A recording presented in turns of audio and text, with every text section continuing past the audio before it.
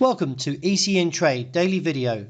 Before we begin, it should be noted that any advice is of a general nature only and that your personal circumstances have not been taken into consideration. Hello everyone, my name is Rob Clayton and thank you for joining me.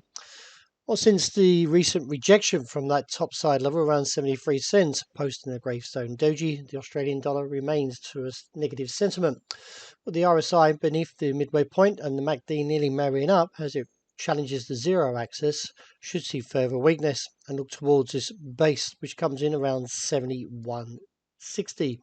A break beneath there would give further exposure and look towards the foundations, I call it, around 1790, which has held relatively well over the last few months. Nevertheless, from the technical pattern, the market is remaining to a negative bias, and I expect to see further weakness with upside expectations limited, with the 60-day moving average seen around 73.40 to 60. The euro still holds to a weaker play and therefore looks to the first challenge, which is seen around the lows of 113.50-60 area, with this short-term uptrend that comes in roughly around 113 the figure. In light of the pattern, we still need a little bit more confirmation to support the downside, but still, from the recent rejection from that top side and the dollar index, which measures the greenback strength against the basket of 6 major currencies, and the euro weighted at 57.6, I do anticipate that the dollar will rise further and the euro will find the bears weighing on the support. Looking at dollar yen, since the dragonfly doji, the market still holds to a positive sentiment and looking further to the upside. I feel from the recent pattern that's forming here that we should see possibly a climb up towards 115.45 and reassess from there, as we could see a rejection.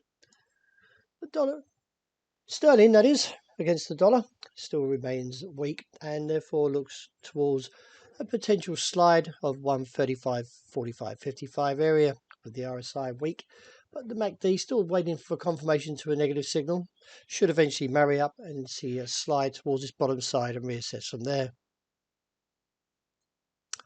KGN slightly recovered since the break through that 91.20, as the market still appears somewhat weak. I feel the gains should be limited after the recent gravestone doji did give us an indication to a weaker bias, and therefore look towards around 89.70-90 as a potential target and reassess. Little direction for gold overnight. Nevertheless, the market is looking for a further down challenge, I believe, with the RSI breaking down in a weak MACD, and therefore looks towards the region of 1,800. A break beneath there would give further exposure to 1,788, with limited upside at this stage, with the resistance seen roughly around 28.33. Wrapping up with oil, the market is still holding to a somewhat bullish bias towards these highs that we saw back here in October, around 84 to roughly about $85 a barrel. Maybe see a small correction from here, but overall we see a clearance of $84 a barrel would give exposure to about 86 as a potential target. Well, that wraps it for the morning. Thank you for joining me and look forward to speaking to you in the afternoon report.